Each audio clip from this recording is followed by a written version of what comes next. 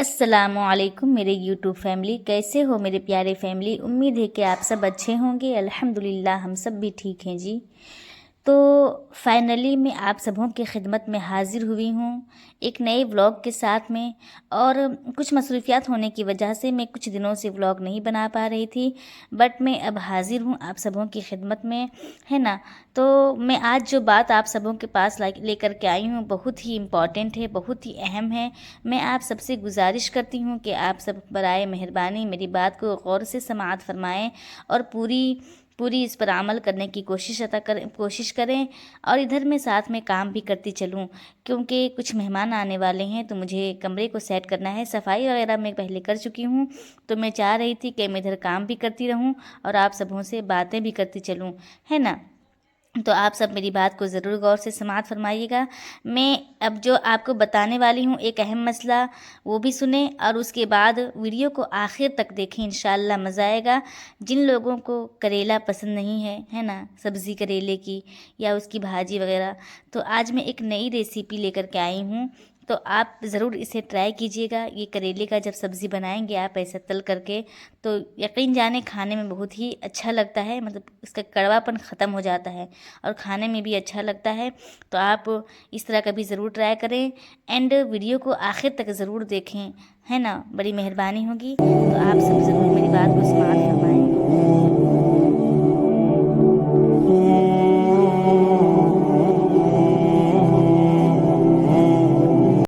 तो अब मैं जो बात करने जा रही हूँ, जो मसला लेकर सबसे पहले मैं आई हूँ उसके बारे में। तो सबसे पहले मेरा एक सवाल है आप सबसे कि क्या आप सबको पता है कि ये उर्दू का कौन सा महीना चल रहा है। मुझे यकीन है कि आप सबों को ये ज़रूर पता होगा कि अभी ये अंग्रेज़ी का दिसंबर चल रहा है और आने वाला महीना जनवरी का है। जी बिल्कुल। लेकिन आप में से बहुत लोग ऐसे होंगे जिन्हें ये नहीं पता होगा कि उर्दू का कौन सा महीना चल रहा है। तो खुदारा आप बुरा ना माने, ये कोई मतलब गुनाह वाली बात, बुराई बात नहीं है। बहुत लोग को इंटरेस्ट नहीं होता है जानने में, तो कोई बात नहीं, मैं बता देती हूँ कि ये उर्दू का मतलब जमादुल उखरा चल रहा है और आने वाला महीना रजब का है। और जिस तरह अंग्रेज़ी में आने वाला महीना जनवरी का है और आप सब बहुत उसको अहमियत देते हैं, तो अभी जो उर्दू का महीना है जमादुल उखरा, उसके बाद जो आने वाला महीना है रजब का है। और रजब को भी बहुत ज़्यादा आप लोग अहमियत दें, बल्कि बहुत ही ज़्यादा अहमियत दें रजब को। मैं उसी की अहमियत और फ़जीलत आप सबकी खिदमत में पेश करूँगी। और मैं रजब के आने से पहले उसकी अहमियत और फ़जीलत आप सबकी खिदमत में पेश कर चुकी हूँ। तो आप सब खुदारा मेरी बात पर अमल करिएगा, आपको भी सवाब मिलेगा और मुझे भी, क्योंकि बहुत ही अहम है ना। तो आइए मैं बताती चलूँ कि ये एक ऐसा महीना आने वाला है कि जिसकी शान बड़ी निराली है। उसके बारे में नबी पाक अलैहिस्सलातु वस्सलाम जब रजब आता था ना, तो मेरे आका ये दुआ फरमाया करते थे कि अल्लाहुम्मा बारिक लना फ़ी रजबिन व शाबाना व बल्लिगना रमज़ान, कि ऐ रब्बे करीम रजब और शाबान में हमें बरकत अता फरमा और हमें रमज़ान से मिला दे। क्योंकि रजब से ही हमारे जो मतलब फेस्टिवल है, त्यौहार जो है ना, हम मुसलमानों के रजब से ही ज़्यादा मतलब शुरू होते हैं, है ना। तो रजब अब आने वाला है ना। इसी में ख्वाजा गरीब नवाज़ की छठी शरीफ होती है ना। तो रजब का महीना मतलब बहुत ही बरकत वाला महीना है ना। तो रजब का एहतराम करना ये अल्लाह को बहुत ज़्यादा महबूब है। इतना महबूब है कि हज़रत ईसा रूहुल्लाह अला नबीना अलैहिस्सलातु वस्सलाम के दौर का एक वाक़या मैं सुनाती चलूँ आपको कि एक शख्स था, एक मुद्दत से एक औरत के बारे में उसके दिल में बुरे ख़यालात थे। मतलब उसके बारे में बुरा सोचता था, मैं उसके साथ ऐसा करूँगा, है ना, वैसा करूँगा। एक बार उसको मौका मिला उस औरत पर, उसने कंट्रोल हासिल कर लिया। करीब था कि वो गुनाह करता। उसने देखा कि मुसलमान लोग चाँद देख रहे हैं और वो गैर मुस्लिम था, मतलब वो मुसलमान भी नहीं था। उसने पूछा कि ये लोग किस महीने का चाँद देख रहे हैं, किस चीज़ का चाँद देख रहे हैं। तो किसी ने कहा कि मुसलमान जो है रजब के महीने का चाँद देख रहे हैं। अल्लाहु अकबर। जब उसने सुना कि रजब आ गया है तो वो उस औरत से दूर हो गया مطلب مجھے بھی خوشی حاصل ہوئی، تو وہ گناہ سے باز رہا۔ اللہ کریم کو یہ اس کی عمل بہت پسند آئی۔ اللہ کریم کو اللہ نے حضرت عیسیٰ علیہ السلام پر وحی بھیجی کہ اے عیسیٰ، اس شخص کے پاس جاؤ اور اس سے ملاقات کرو۔ حضرت عیسیٰ جب اس کے پاس گئے اور اپنے تشریف آوری کے بارے میں بتایا، مطلب کہ اللہ نے مجھے بھیجا ہے تمہارے پاس، تم نے یہ اچھا کام کیا، تو اللہ اکبر جب اس نے سنا تو اس کا دل نور اسلام سے جگمگا اٹھا اور کلمہ پڑھ کر مسلمان ہو گیا۔ سبحان اللہ! سوچئے ذرا کہ پہلے زمانے میں صرف مسلمان ہی نہیں بلکہ غیر مسلم بھی اس مہینے کا ادب کیا کرتے تھے۔ سبحان اللہ!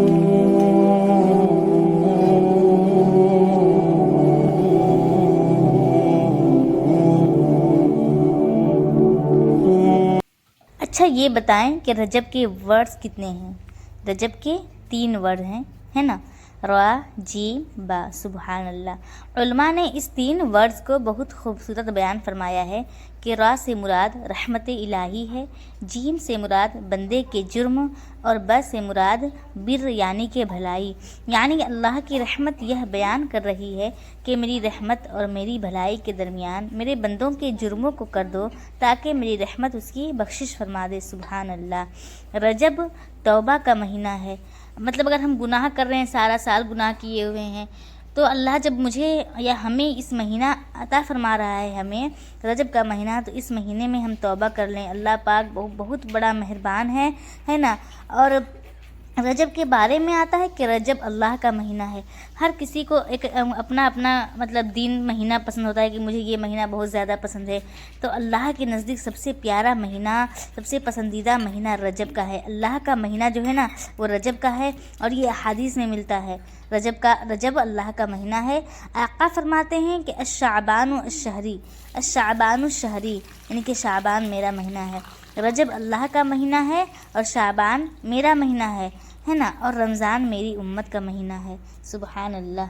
تو میرے پیارے سامعین، آئیے آپ کو ایک بہت ہی خوبصورت بات بتاتے چلوں کہ نبی کریم علیہ الصلاۃ ارشاد فرماتے ہیں کہ 5 راتیں ایسی ہیں جس میں دعا رد نہیں ہوتی۔ کتنی راتیں؟ 5 راتیں۔ اس میں جو بھی دعا مانگی جائے ہر حال میں قبول ہوتی ہے، اور یہ حدیث پاک ہے۔ نمبر 1 رجب کی پہلی رات، نمبر 2 15 شعبان یعنی شب برات، نمبر 3 جمعرات اور جمعہ کے درمیان والی رات، نمبر 4 عید الفطر کی چاند رات، نمبر 5 عید الاضحیٰ کی چاند رات۔